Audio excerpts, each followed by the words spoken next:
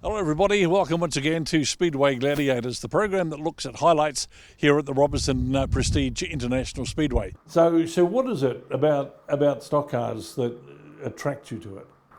I don't know. I guess the crash and bash. Everyone loves the crash and bash, and the adrenaline rush. I think is what makes you come back. Yeah, can't really describe it. It's something you have to do to get it. Everyone sort of complains they don't hit, and I understand that. We all love the crash and bash, but it does cost a lot to fix these days, especially when there's a few of us still sort of racing on our wages. It does become quite hard when you're getting flat tyres and wrecking stuff every week. It's something me and Wayne have been talking about doing for a couple of seasons now, and going away from the red chassis and going something a little bit darker, which is, for Wayne, he's been racing in red for 20 plus years. It's a big change for him, but I think it's come up $1 million, and it's just, there's a few reasons behind it. One, hopefully I won't have to repaint the chassis for teams like I normally do midway through the year. Two, it's getting harder and harder at championship meetings to win. Comes down to how many friends you have on the track, and when you've got a bright red car, it can be easy to be spotted in someone else's mirrors. So having a darker chassis, as most cars do now, it can sort of help us blend in a little bit, hopefully, and sneak under the radar. Well, we brought the car in 2020, so I was racing out in the paddock for like a few weekends just for practice, and then I think my first season was 2021. Tell me about the mentor program. What happens there? So basically, you start off the back for 6 meetings, but to help build up your confidence with the car, and then you get put into the grids, and then you can start travelling around the country after it. So where do you want to go to eventually? I mean, you're in the mini stocks now, you've only done 3 meetings.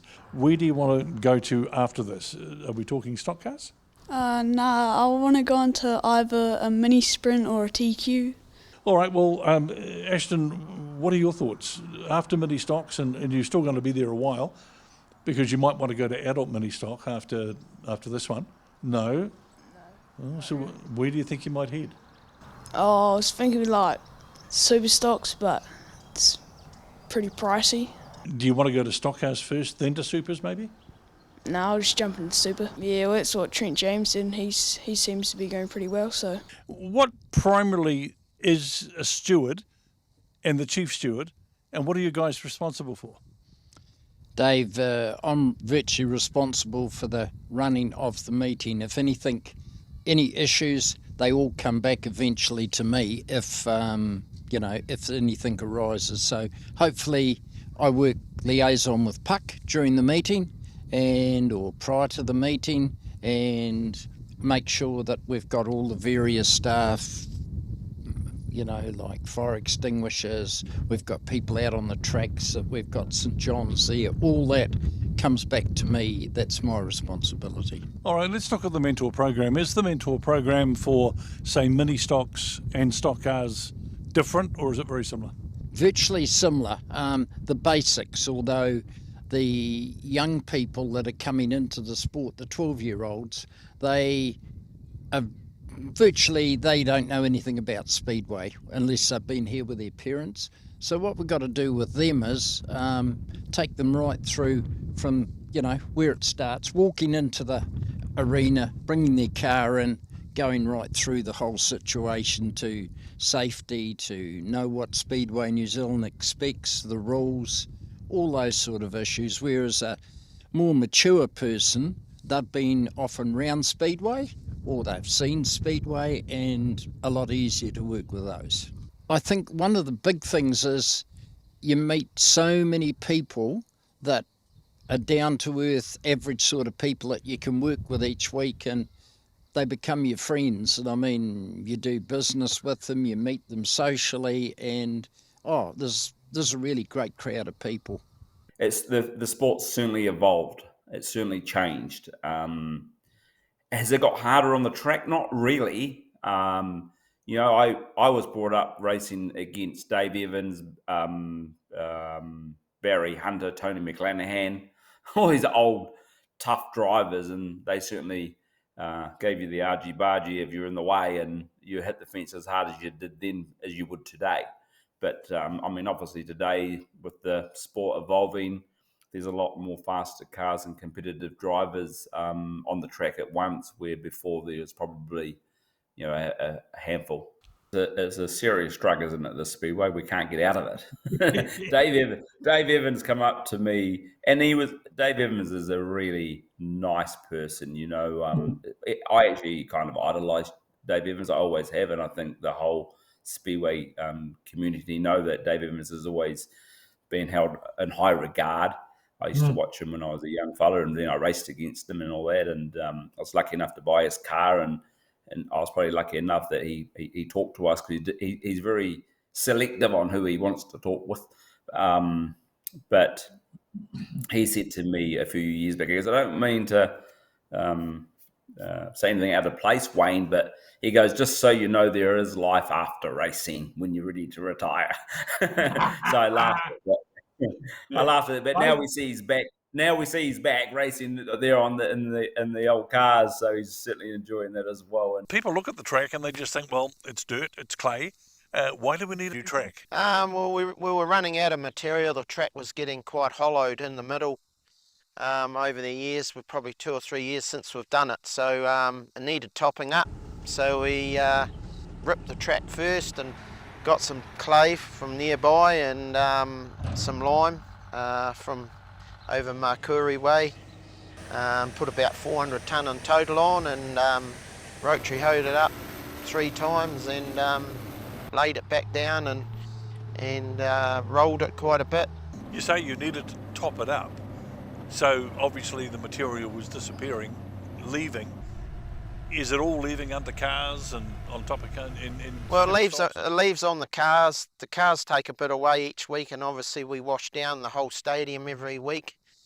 And we probably take 10, 15 tonne away a month of wash-up material. Here in Palmy we run obviously several different classes, and it's hard to get the happy medium for motorbikes compared to big wheel cars, which like a real drivey heavy track, so they got plenty of drive and traction, where the sidecars are probably a little bit the opposite.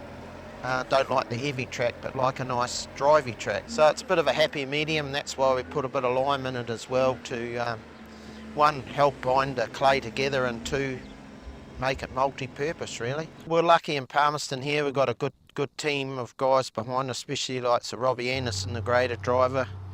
And he's got years of experience of working here at the Speedway, probably 30 or 40 years he's been here doing the Speedway track for different promoters, so we've got him on board. Dennis Todd, who's been working with roads for years, he's on board as well, gives us a hand in that aspect of it. So I suppose it's like mixing a K-cup. We try to get the right ingredients when we put it in there and mix it up, and then if it's a real fine week, we probably start watering on Wednesday, just building up to Saturday. Obviously here in Palmy, the watering on the grandstand side's a lot less than the embankment side because of the shading, etc. So you just don't drive round and round with a water truck. You've got to read the track, how it's sucking up the water and how it holds the water as well. So we're lucky. We've got a good relationship with Puck down at the Speedway here, and they look after us a lot with everything. Yep. They give us a few cars and stuff like that as well. So how it works generally is we get the cars here, we'll strip them all. The students will learn all the interior and exterior work on them, pull them apart, put them back together, paint them all up nice, and then we basically strip them all out again, turn them into derby cars. Ash was saying that you guys have been involved in derbies for quite some time. Yes, they have been involved, so the students really love as part of the program being able to come in and work on the derby cars and get them up to spick and span condition to go out and wreck them and have to work on them again the next year. So the whole collision repair program is really hands-on, it's very practical. So the students are spending, I would say, 95% of their time in the workshop doing both their theory and practical parts, but to take a car that's come back from the derby to bring it up to standard is a whole lot of practical work. I know the relationship between Speedway here in Palmerston North and UCOL's been very strong for quite some time. So I think in just over time it has built up to where we've got it to now, which is great to be able to provide the opportunity to the students to have that hands-on experience. It's something I've always wanted to do since I was a little kid, particularly for the Palmerston North Pumas with Dad's history in the team. Pretty much every picture in my kindy book and my primary school books is me wearing a Palmerston North Pumas shirt to school. It really does mean a lot to me to sort of fulfill that dream, and I'm very grateful to the selectors and the Palmerston North Speedway promotion for allowing me to fulfill that. So yeah, it was pretty awesome. In the weeks leading up, the car's probably had at least 100 hours spent on it by me and my crew. The other preparation was sort of just throughout the weeks leading up to it, was just sitting in the tractor while I was working and sort of just playing scenarios through my head and just making sure I sort of had an idea of what to do if I came up on a block car and different scenarios that may occur throughout the race, just trying to make sure that I was mentally prepared for a team's race, which is such a vital part of the sport, and making sure that I didn't let my teammates down. This season I actually didn't put my hand up. They actually come to see me, and it seems to panned off pretty good for me, so I'm pretty happy with that, really. I've always wanted to do it and definitely been keen all these other years. It just hasn't happened, but we're on the track now, so we'll just keep on going. Pretty much teams racing is what I want to be doing this season. Have a good crack. The car's actually for sale at the moment because I need to get myself into a house with my family and that, but ideally I'd want to keep racing. But teams racing is one of the things I wanted to do the whole time I've been racing, and it's coming now, so I'll just make the most of that and put my priorities around that, to be fair. The yellow front wheel's actually it's a surf club thing.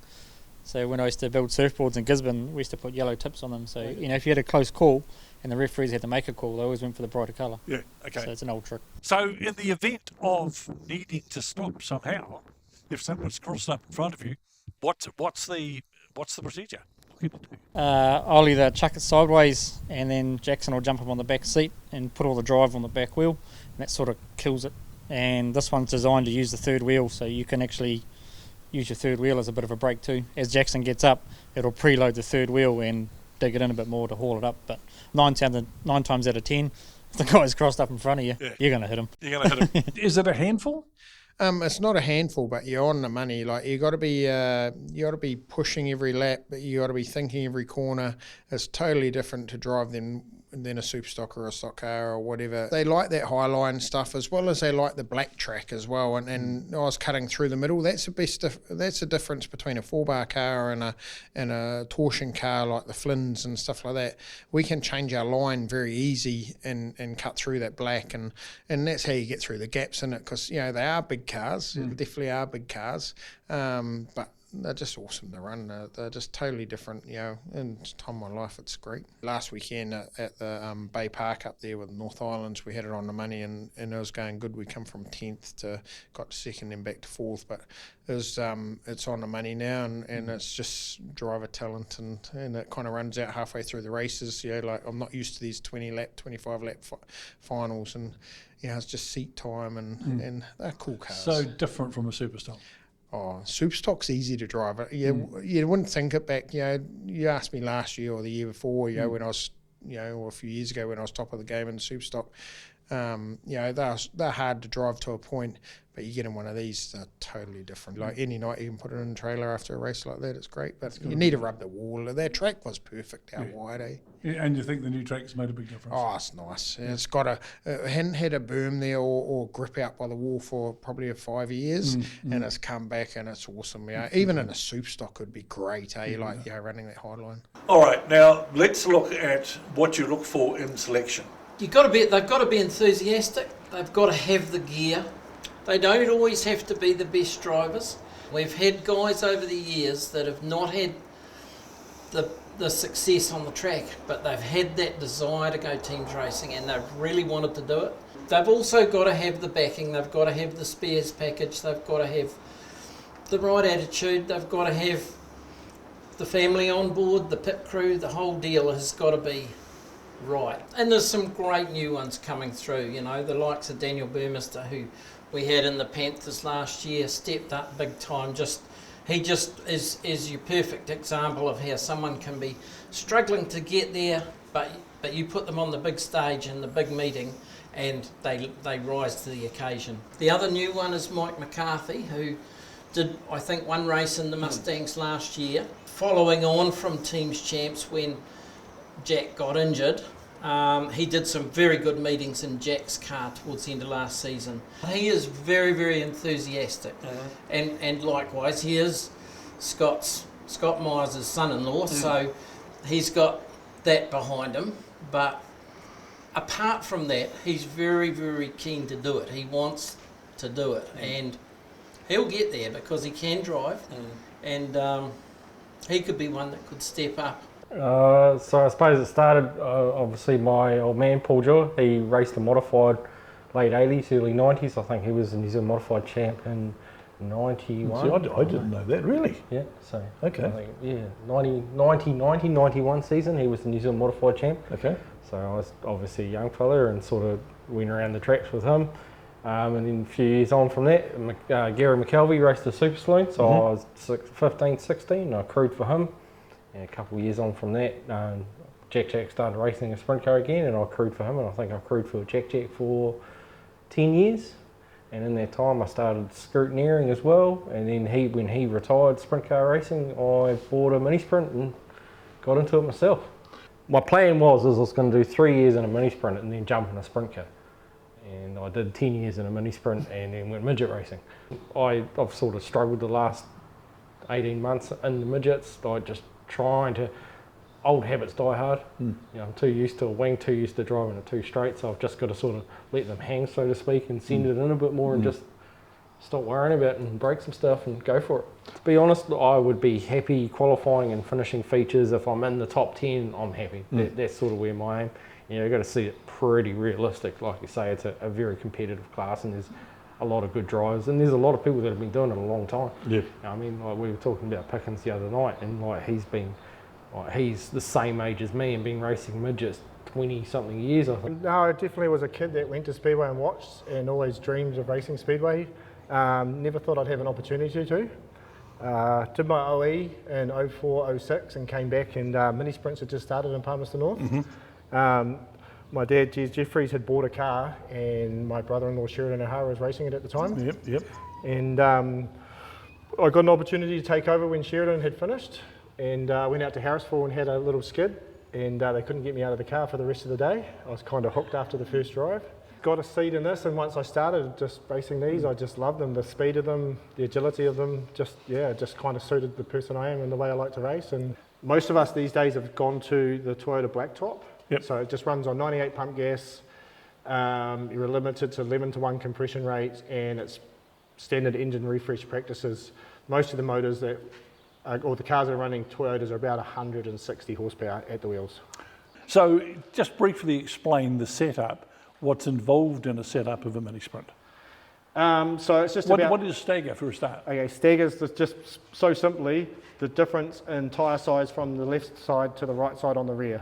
So you just measure your right rear tyre, get how big it is, you measure the left rear tyre, and how much smaller this one is how much stagger you're running. Okay. So we tend to try and run about 7 inches of stagger, so our right rear will be 7 inches bigger than our left rear. This is just something I got taught a few years ago by my very good friend Shane Dewar. If you're going to have a race car, treat it like you love it, and make it immaculate before you work on it, and take it to the track immaculate. And so that's just something that we've taken on board, and me and my guys just do this every week. It's a standard practice. I guess the biggest thing for me is, other than the racing, it's actually the people that I've met and become really good friends with, and Speedway just brings that out in people, and you find a lot of common factors in life that you've got in similarities. And like, I've just made some awesome friends, and that's probably the biggest highlight. Oh, I love this class, and part of the reason I've stayed in this class is just I love the guys that are here. I want to develop this class because it's gone through a bit of a low patch. Yes, it has. It's definitely on a rise again. And that's due to there's a few guys working behind the scenes really pushing and trying to get more cars on the track. As I say, like the mini sprint class as a whole, if anyone's missing something or broken something, they don't have it, most of the guys are willing to step up. If they're not using it, here you go, just get your car back on the track. They want all the cars on the track racing. Everyone gets a little bit hot under the collar when the helmet's on, but the good thing is at the end of the race night, everyone walks around the pits and we all talk and congratulate each other and talk about the next race meeting, and you know, and that's what I really like about this class. And the names on the side, Des, Murray, Alicia, Scarlett, Rachel. That's obviously my dad. Yes. And Murray's my main crewman. Yes. And that's my 2 daughters and my wife. Cool. So the family are into it as well? Yep, definitely. Speedway's a family sport. How do you prepare yourself for this weekend? Is it any different to the past? A lot different to your normal racing. It's a lot mentally prepare. Just got to keep calm. How do you do that? A lot of late nights in the shed, just focusing on the car and the car only. Yep. Generally take the week off work, solely just focusing getting that car 100% right. Every nut, every bolt. Every nut, every bolt, new drive line, the whole lot, the whole 9 yards. Your spares package has to be 100%. You've got to have everything in the trailer. Got to have your crew all sorted out, your family all sorted out. It's a big weekend and you've got to be 100% there. It's very hard to switch off, that's for sure, the night before teams and obviously going into their second night. Generally have to stay up late working on the car, getting a little bit tired or go for a run to get your mind to switch off. But you're constantly there studying the drivers, looking at tape, trying to come up with a game plan and see what these guys do and try to dissect a plan, I suppose, to upset them. Now, as far as making a decision on where to take somebody out, I mean, some of the cars just go straight in big time and whatever happens. How much control do you actually have on what's going to happen there? You generally got, it's a 50-50. You got just as much control as the other guy. If I'm going to put someone up, I tend not to do the big hits because you've got to keep in the back of your mind. You've got to keep going. You've still got 15 laps. You've got to keep going. You've got to preserve your car. You've got to take out the next guy. It's more about these days holding them up, getting your guys past them, and getting the good ground on the track. Question somebody asked me yesterday. They said, "Why is Jaden in Christchurch? Isn't he a local guy?" I said, "Yeah, he is." I wanted to be a Panther, and unfortunately, I never got the chance. Malcolm Nato gave me the chance to go down and race there alongside Asher Rees, which we jumped at the opportunity to do it. Yep. And well, you two guys have you've been flatmates too, haven't you? Yeah, we have. You know each other pretty well. Very good mates from a young age. Yeah. From mini stocks. From mini stocks, yeah. Even before mini stocks, where young ankle biters running around Palmy causing havoc. So, will there be a time we may see you back in Palmy? Yes, definitely. Haven't spoken to too many people about it, but I am looking at coming back next year. That is on my mind. So we'll just see how this year goes. If we win it again, I might have to defend it with Christchurch again. But you might have to. I would definitely like to tick that box, be a Panther, and live that dream. Is it bigger for you than even say the Nationals, the Superstock Nationals? 100%. I'd take winning a team's champs over getting 1NZ any day. Really? It's the pinnacle of Speedway New Zealand. Yeah. It's what we all want to do, and it's what we all want to win. It's that holy grail, is that trophy. You can definitely feel the vibes out there, and on the red lights you can see the crowd, and the atmosphere is huge. It's unreal. Obviously, being a part of it for so many years of my life, I've been on the other side of the fence as well, so I know what it's all about. So it's a bloody really good feeling being out there. Well, generally the biggest rule that we have to police is the pole line. The pole line is 90% of our infringements. Generally, it's the car that's trolling down here on the, say this is the pole line here and this is the grass and that's the track. He's got to have 4 wheels on the track. At all times. At all times. So you'll find some guys will be running along like this, but if they're running along like this and an old mate's coming down the outside here, well, therefore he can't attack from there because he's attacking off the pole line, which is generally classed as the infield. So that's pretty much 90% of the issues. And obviously the corner, though we've got a little bit of a bend down there, cutting the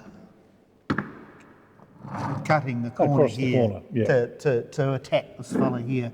That's a no-no. There's lots of other little issues, like cars that are in an attacking position. We call it an attacking position. Explain what that is. Okay, so attacking position is so the way forward. So this is the track direction. The way forward is not blocked. Okay, so if the way forward's not blocked, this car here, he may be stopped. He can be attacked by this car because his way forward is not blocked. Okay. If his bumper was against the wall here, well, then he can't drive forward. Or let's say there's another car here that's blocking his way. Yeah, if there was another car there, like that, then this car here can't be hit. because his way forward is blocked. Is impeded. Yeah. Okay. So this car here, if it was on that angle there, can still be hit because he can drive forward with the flow of the traffic. Okay, so this guy here can still give him the crutch. He can still hit him, yes. Okay. But if he's parked like that, for instance,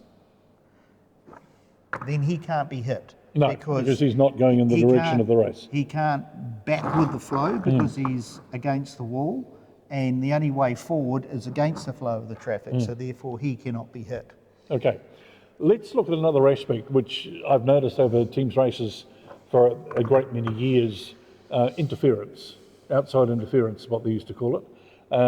You get a car that maybe has got a roll, but he's back on his wheels and he's quite happy to carry on, but because he's had the roll, the red lights come on. Yeah, the red lights will come on for a safety aspect. So like he's rolled over and he's landed on his wheels. We go red. We go red A to check the driver, to make sure the driver's okay. That's the infield staff. But also they'll check the integrity of the roll cage. So they may say that the roll cage is damaged, so therefore it's lost its integrity, so unfortunately he'll have to be removed. Come on to the but infield. if it's okay, maybe the wing's bent over, it doesn't matter about that, it's the integrity of the roll cage. Make sure it's got 2 wheel guards on the back and the roll cage is safe for the driver. Flat tyres? Flat tyres are okay in teams racing. Okay. You can drive around with 4 flat tyres, you can drive around with two wheels. 2 wheels off. 2 wheels off, doesn't matter, as long as you can move. Do you have cameras around the track, and if you need to have a look at something again? Yeah, lucky at Palmerston North here we have 9 cameras, so we have 2 placed on each corner and 1 placed on the start-finish line. Just the start-finish line one is just if the timing was to go down, you could still, even though we have manual backup with lap scoring, we can still go through it lap by lap to check the numbers to make sure we get the correct result.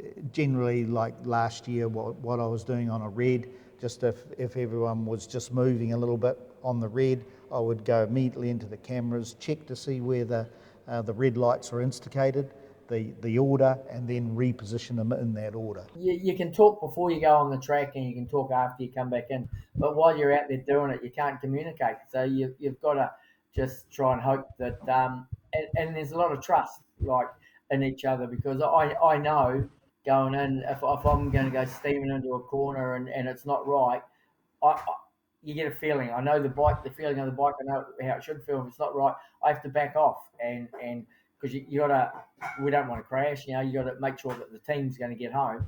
So, but when it's going good and you're gelling, it's a good feeling. And I suppose that's why we can keep going racing. It's I don't go racing for the glory. I personally go racing for the fun, the excitement, and I enjoy it. And what do you get out of it, Anne? I mean, are you the same? You're there for the fun as well? Yeah, I enjoy doing it. I love the speed. I love the adrenaline. It's good to push the limits and see what you can do yourself, and just to get that thing together with each of you, so that you can actually read what your rider's doing and know what he wants to do. Is really important. It's been good, and having a friendship going as well certainly helps. Now, the start is important, but there are rules regarding the starting. Yep, the start's absolutely critical for these guys, what they call gating or gating well. And you would think being on the pole line is always an advantage to a start, but not necessarily. It depends on the bike, the moisture levels in the track, where the grip levels are, and how you're gating. So for those guys, getting off the line is absolutely critical.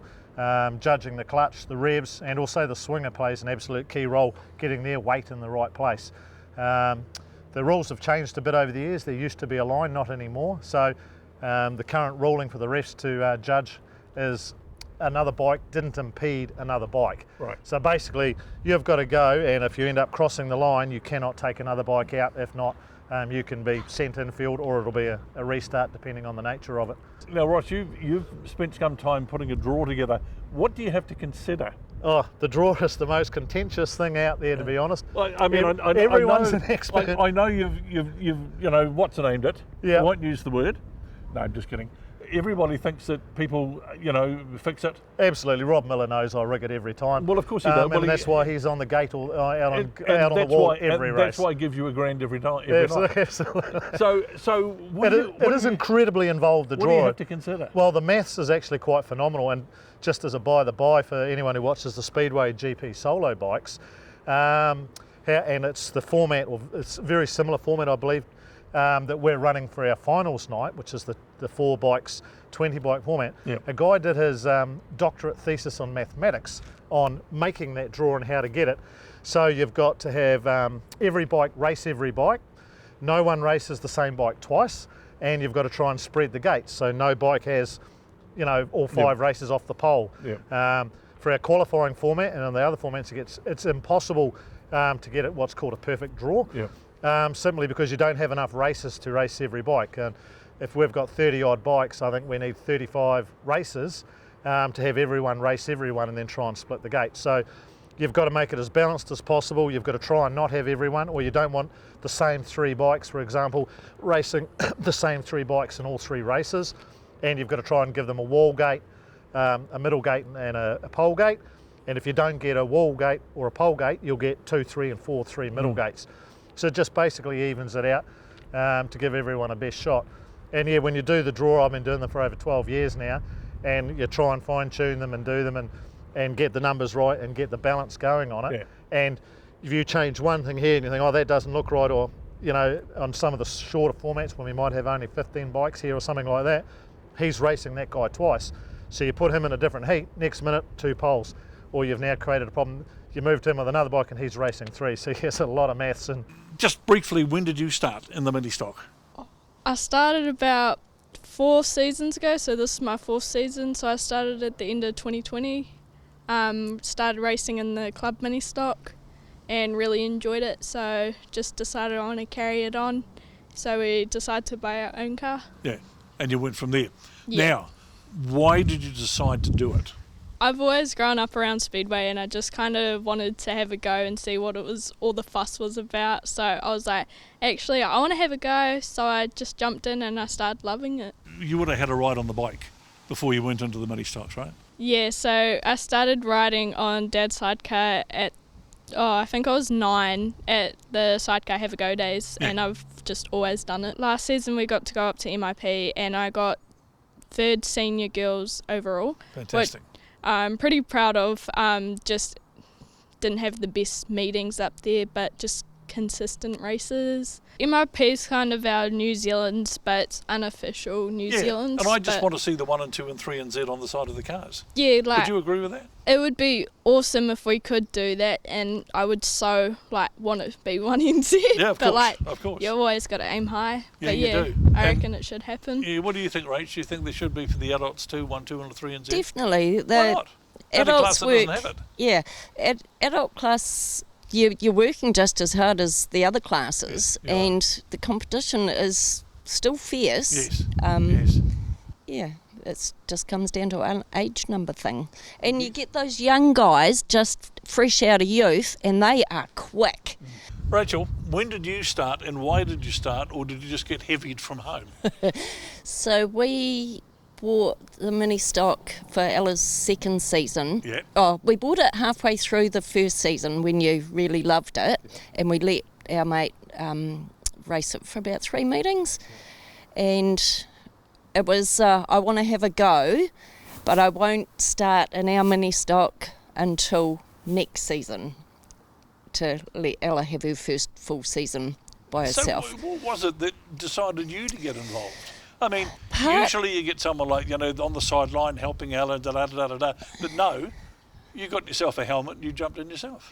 Because a horse's background is motorbikes, setup of a car was completely unknown. And initially it was to help with feedback of how the car's performing or that sort of thing. And I absolutely loved it. So you jumped in the car, you went out and started racing. Yeah, and it's not as easy as what you think. Like, from a spectator's point of view, the little buzzy bees going around the track, yes. It is a lot more technical, and I get told advice smooth as fast. And I haven't worked out smooth yet. Oh, still trying to work it out. Well, where did the idea for the club to buy a mini stock come from? It came from the club members because we realised that the club didn't seem to be giving much back to the membership. It was travel money, and the club, we thought we could do a bit better. So we came up with the idea of having a club car. It took about 2 years to get everyone on board, and we managed to grab a list of sponsors who paid some money initially, and then paid an annual fee to help us out. We saw it as a great way of getting people into the sport who really weren't sure whether they wanted to get into the sport or not. So you're looking for someone who doesn't have a car, obviously, never tried mini stock racing. They've got to be in the youth class. No, they can be in the adult class, but we would prefer them to be in the youth class. But it's really designed for teenagers. You can get the car and you can race it for a season. If you're 16 and you turn 17 during the season, that's fine. Just got to pay the SNZ fee to go up to the adult class. But it's primarily there to get kids in who have not had the opportunity to have a car before to go racing and see if they like it. Okay. And as a result of that, we've always had them moving on to buying their own car. But my mentality this year is just to try and push myself every race meeting, so I just try to treat it like any other meeting and not to put too much pressure on myself. And to be fair, this year's probably the most consistent season we've had. Like, we podiumed at the Manawatu 2s, we podiumed at the Taranaki Champs. So at Stratford, it was 3 heats? Yes, 3 heats, points over 3 races. So heading into the 3rd heat, you knew that you were not bad on the points. What was your thinking? I was trying not to think it. I didn't want to look at the points to try and just keep that factor. But you knew that you were sort of in the first half dozen? Oh, someone come and told me where I was, which I didn't really, I knew where I was sitting, so kind of added a little bit of extra pressure to the last race, but yeah, just try to keep it out and just go do my thing. You knew who was ahead of you? Yeah. So you did the best you could. When you went over when you went past the flag, did you know roughly where you were in that particular heat? In the last heat, I knew where I'd finished and I knew what number I had to get to 1. But we also had a bit of a slight mechanical issue in that 3rd heat, but I wasn't sure whether I'd done enough to get 2nd or 3rd, so it was just a waiting game after the 3rd heat. So at what stage, when did you first realise that you had actually hit the podium?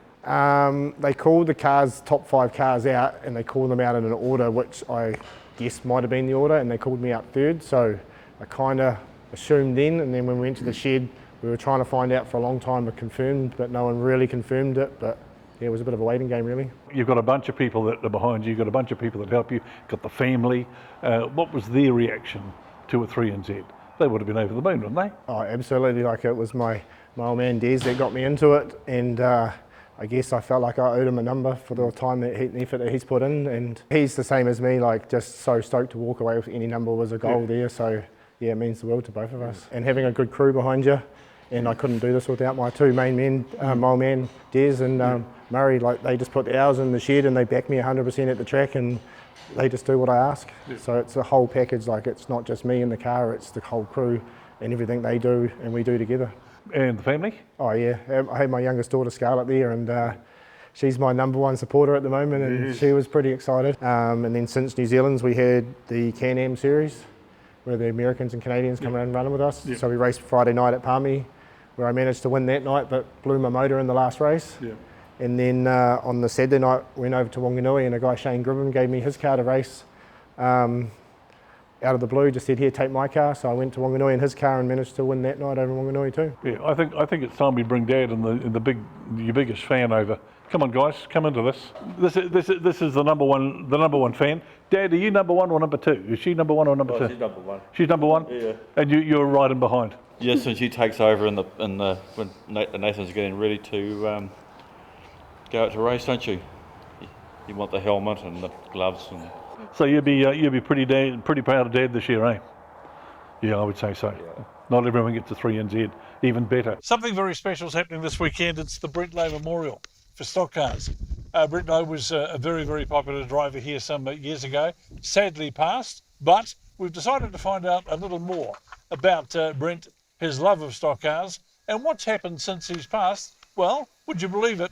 Big Sis has got involved in the stock car as well. That's Amanda. Amanda McDonald. Amanda, it's amazing. It's a family thing. Family thing. You were involved. How did it come about? What made you decide? So obviously when he passed, we didn't want to bar of the sport. We didn't want to kind of too many memories. Fast forward, this one here actually kept on wanting his car back, and the opportunity arose, and we got it back. Took a year getting it sorted and brought it back out on track, and here we are. So what motivated you to jump into the car? I mean, to keep the memory alive, sure, I can understand that. But you must have had, what were you thinking? Were you looking forward to it? Were you nervous? Nervous, 100%. I jumped back in the car solely to kind of keep his memory alive. Like after time has passed and people move on, and we have this one here who kind of didn't know whether she was into going into a stock car. I says, "Oh no, your dad would not have that." So Hamish and I, embarked on the journey to pretty much bring some life back to the Speedway for Riley. I didn't know him that well. I met him a couple of times, but boy, oh boy, when he got out on the track, if he wanted to put somebody away, he'd put them away. Yeah, he had a very specific way of letting people know when chaos was happening or mayhem was happening. Yes. He would put on a different colour body.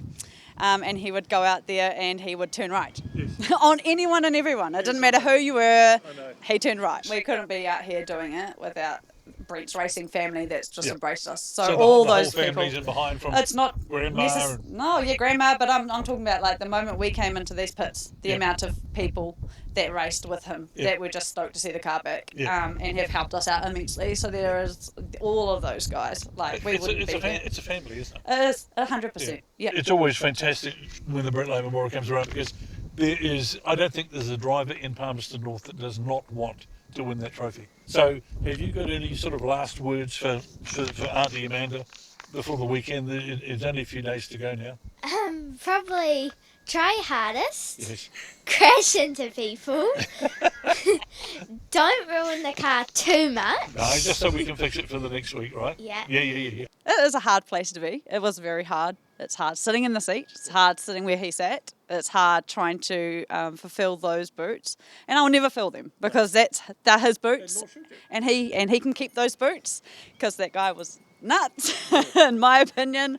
He was madness. Now, you've got a little thing in the back window, which you might try and get a wee bit of film on a little bit later. It's a Tasmanian Devil? Yes. Where did that come from? That was Brent's. It was Brent's. Did he race with it? Absolutely. It was in his car all the time. It's got weld scolds on it. This one had been keeping it safe for all these years. Yes. And for some Well reason, done. we hoarded the body in his wing for all these years. I don't know, call it an inkling. Yeah. We knew someday we were coming back here. Didn't know Yes. who, Yes. didn't know when, why, how. We just knew we'd be back. Yes. And Taz kind of represented chaos for him. He Yes. was that little Tasmanian devil that hooned around and just wrecked everything. Okay, as far as racing is concerned, if you were to sum him up in one word, as far as racing and what he was like in a stock car, what would that be? Nuts and cheeky. And never trust him. No, don't trust him. There's a reason that he had always turned right everywhere, and it's because that was his motto that he wanted to live by. So it's on the bottom of his t-shirts that we have here, and he just loved he everything always he used to did. hashtag his posts on Facebook, Yeah. always turn right. So he was a fan of turning right. So Yeah, so I started racing mini stocks very, very long time ago now, probably 2005. I just had my 32nd birthday the other day, so really starting to tick up into the age. But started racing mini stocks all those years ago. So when did you come out of the mini stock and did you go straight into the mini sprint? Yeah. So we did the 5-year apprentice in the mini stock class. Did a lot of racing at Palmy through that as well. And the mini sprint class had just started in Palmy, and we sort of wanted something that raced mostly in Palmy, with being able to kind of travel on top of that. Yeah, Dad and I sort of made the decision to do something that was a bit closer to home, and open wheel had always appealed to us. And I was actually sitting watching Bathurst in October, so reasonably late in the piece, just before the season kind of started. Like the practices and all that were just starting to fire up, and got this sort of random phone call, and I thought I'll give them a call back on Monday and whatever else. And it was actually Jeff, who had heard sort of that I was living in Auckland, and was aware of kind of the pedigree and that kind of thing from the past, and when it had a meeting with him, and here we are. We've ended up running a season for him in the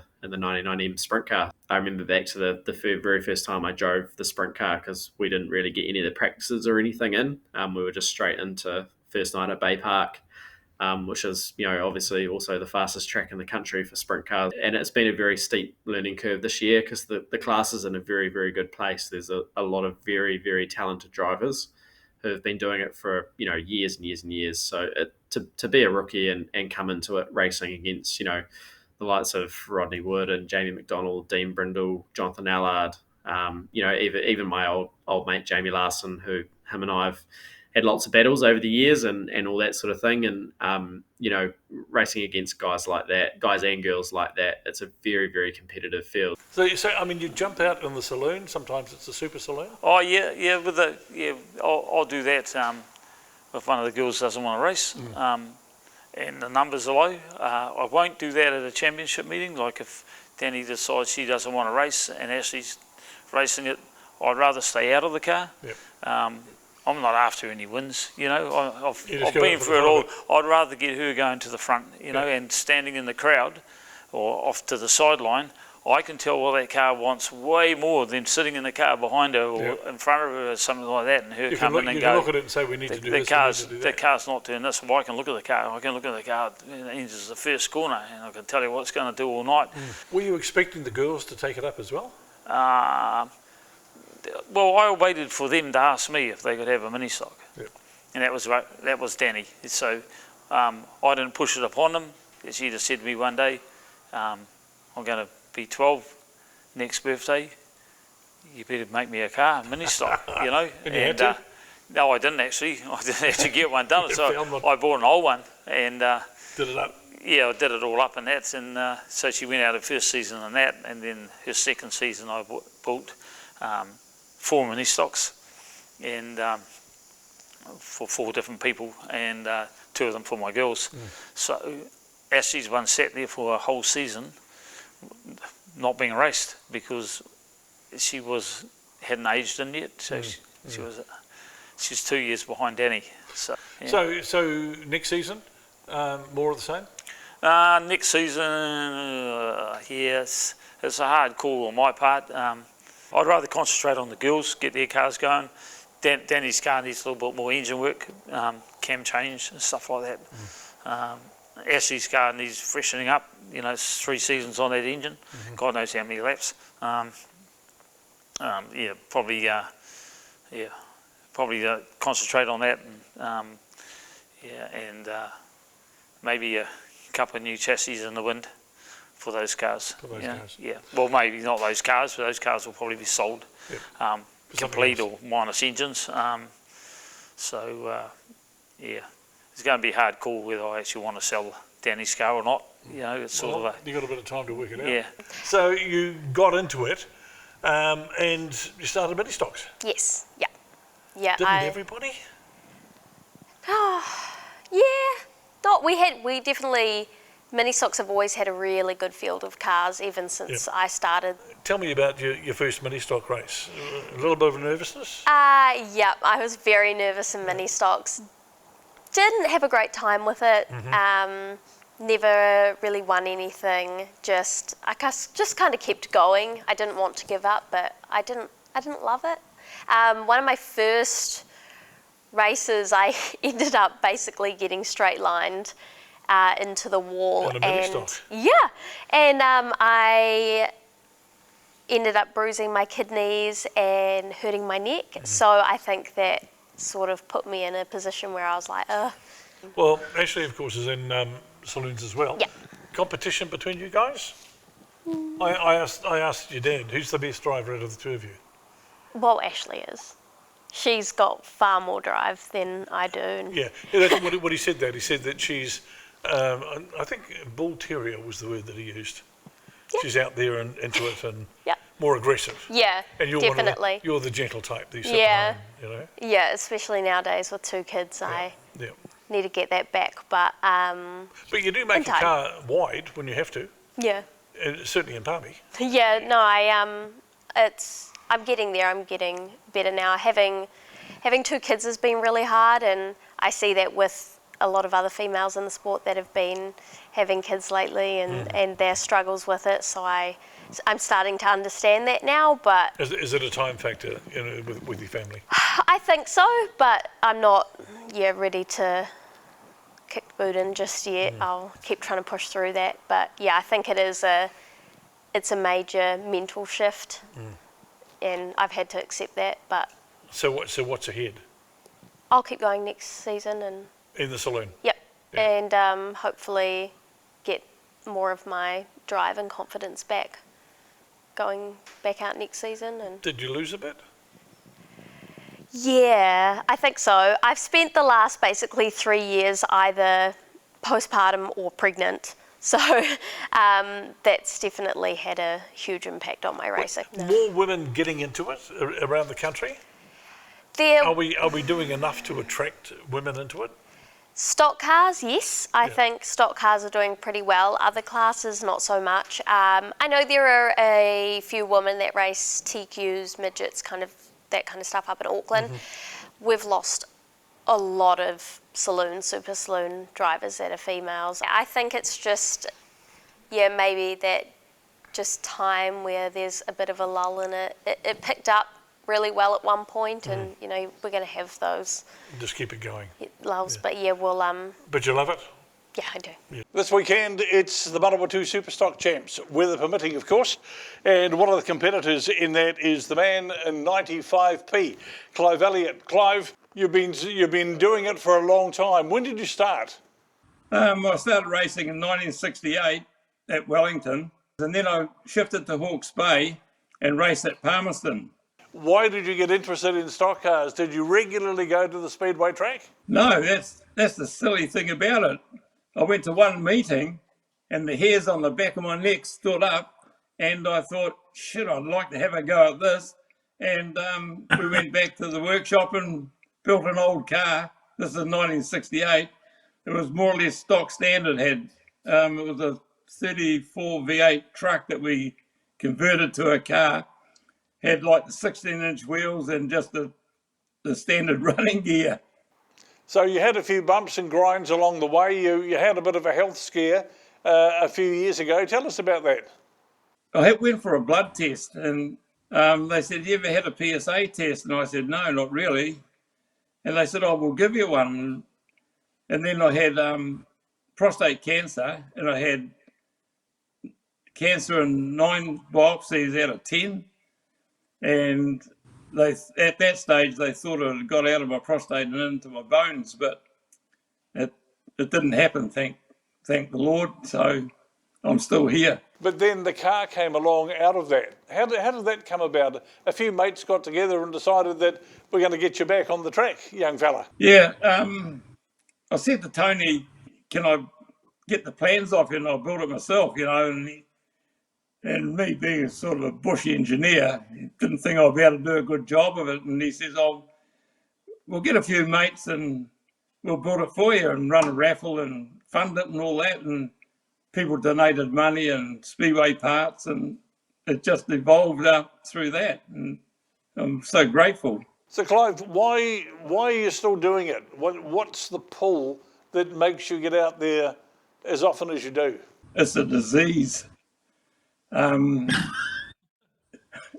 I just love it. I love rolling up every Saturday or when there's a meeting on. I don't travel now very much, but just to Palmerston, Wellington and Hawke's Bay.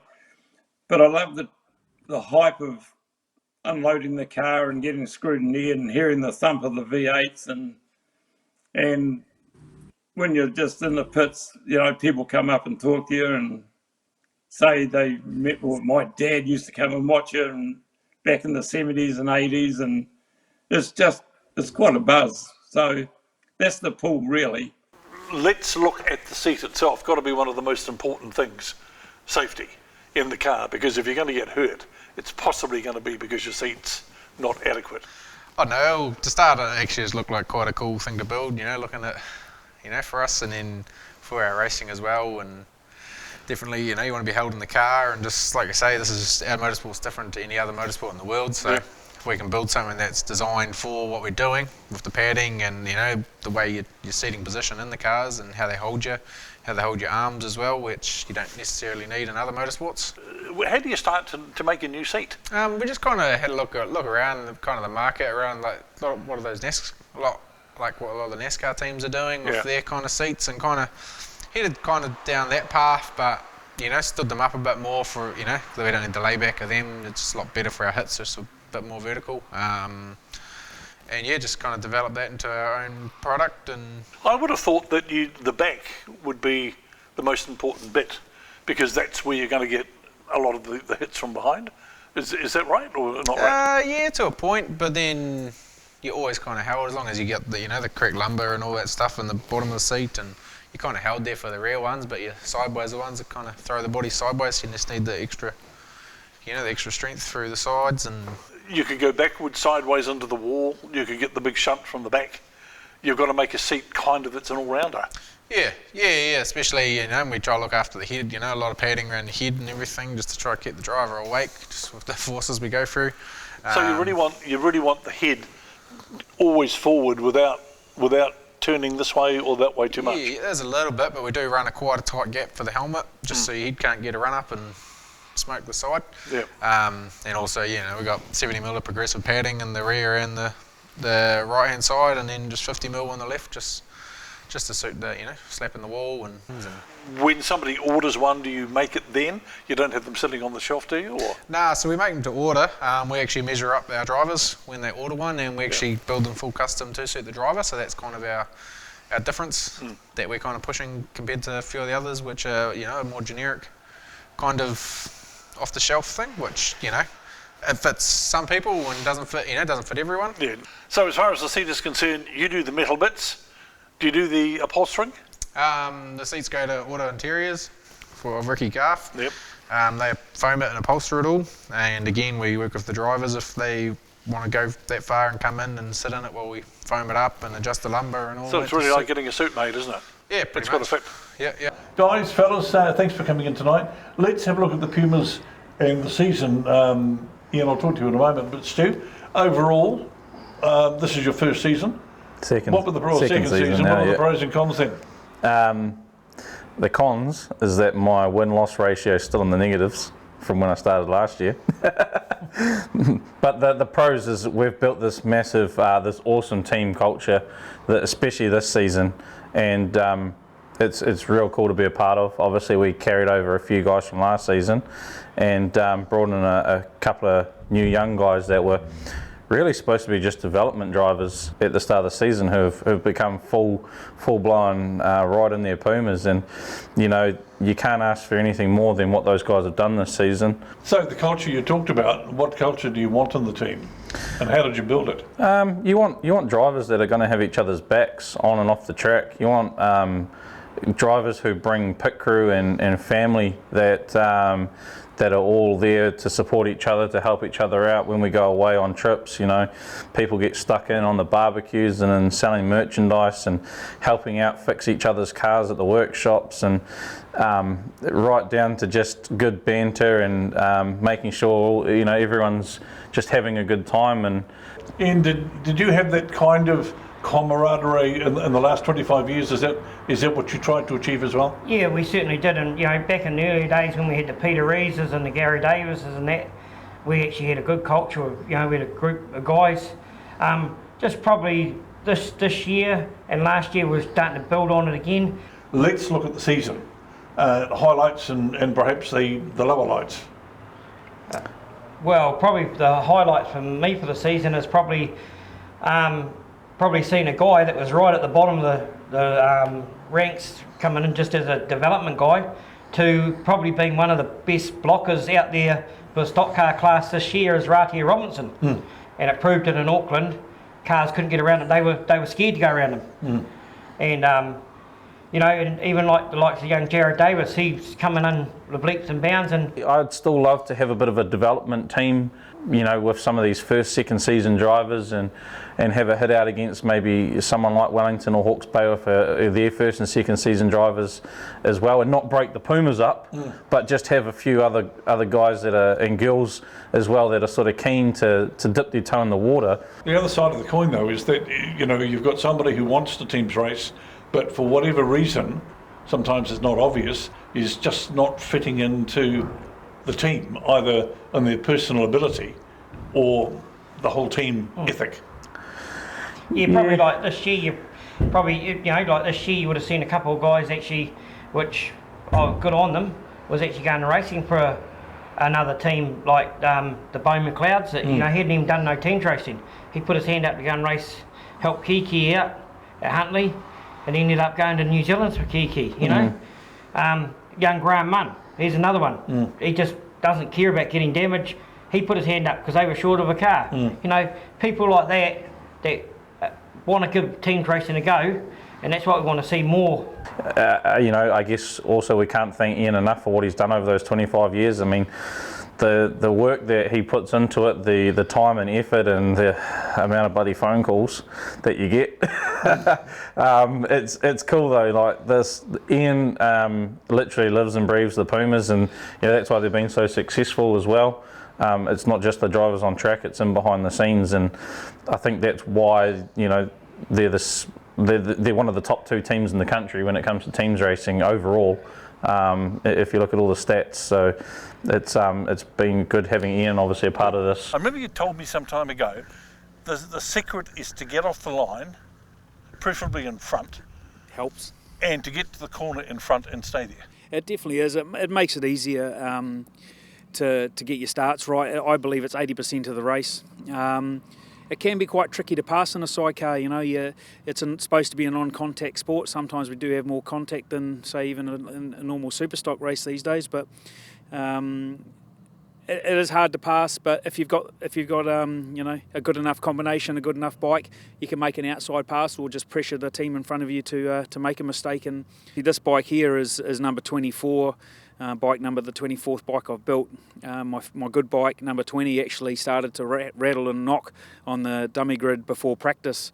So, and I sort of had my sights set on riding that at the NZs.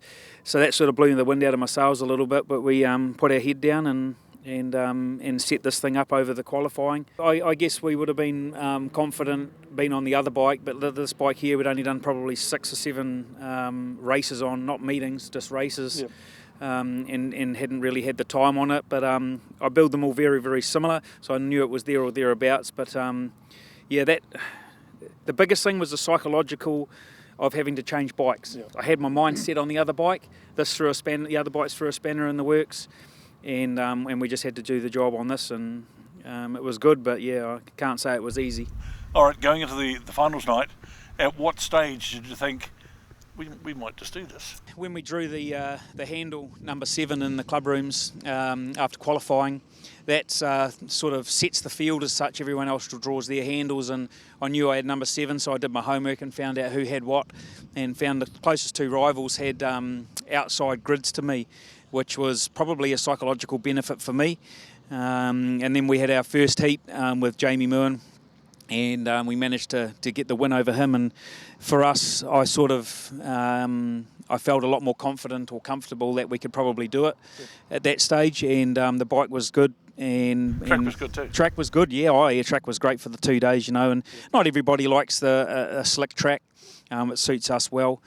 And I guess we've done a gazillion laps around Palmy to get everything dialed in, so I felt pretty confident. But the family would have been very proud. Yeah, exactly. And you know, it was obviously a proud moment for us to win the NZs, and my wife, you know, she's been beside me for all these 20 well, I guess it's about 24 years, I suppose. I've been in the sport. I haven't raced for all those years. We've had a few breaks here and there, but it's been testing at times. But she's stuck there, and she's as passionate about it as I am, which is good. So you went out for your final heat. You would have had a look at the board. Everybody does, and those that say they don't are lying. You always know who's close to you and who you're going to look for, and da-da-da-da-da. So where were you sitting before you went out for the last heat? I was sitting third equal going into that final heat.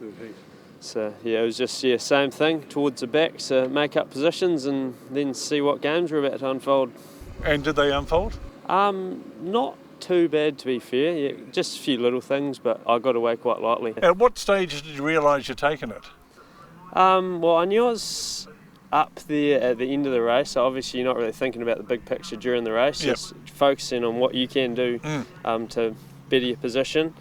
And yeah, afterwards I was sort of a little bit confused. I knew I was tied with Logan Pete, but I didn't know where a few of the guys coming from the back had got to. Yep. So yeah, it wasn't until we got back into the pits that I knew exactly whereabouts we'd all stacked up. So somebody came up to you and said, mate, you're 1NZ. Nah, so I had to go through a runoff with Logan. Oh, the runoff, yes, of course you did. Yeah, that's right. For that, so it was an official that came up and said that we're in a runoff for first and second. So. Okay, so how did you plan for the runoff? I think just not overthink it was a tricky thing because obviously there's a fair bit on the line. Yeah. So yeah, you can just go out and give it a shot really. And you managed to see the opportunity, get away, as you did? To be fair, I didn't get the best start myself. It was decided in the ref's box in the end. Yeah. How's the season been overall since that time? Yeah, it's been busy trying to travel around plenty of tracks and show off the number all around the country. So it has been a busy little patch with very few weekends off, but we've enjoyed it and wouldn't have it any other way. Yeah. My crew too, they've put in some big hours with me and travelled some long distances too. So can't thank everyone enough for making it happen. Well, that's the program for tonight. That's the season also. On behalf of Video Hub, we hope you've enjoyed it, and the team, of course, the production team that put the program together, Speedway Gladiators. I hope you've enjoyed looking at the programs over the season and learning a little bit more about some of the classes, but more importantly, meeting some of the drivers and competitors and track management and how it all comes together. Have a great off-season, keep yourself safe, and with a bit of luck, we'll be back next season for another series of Speedway Gladiators with the compliments of Video Hub.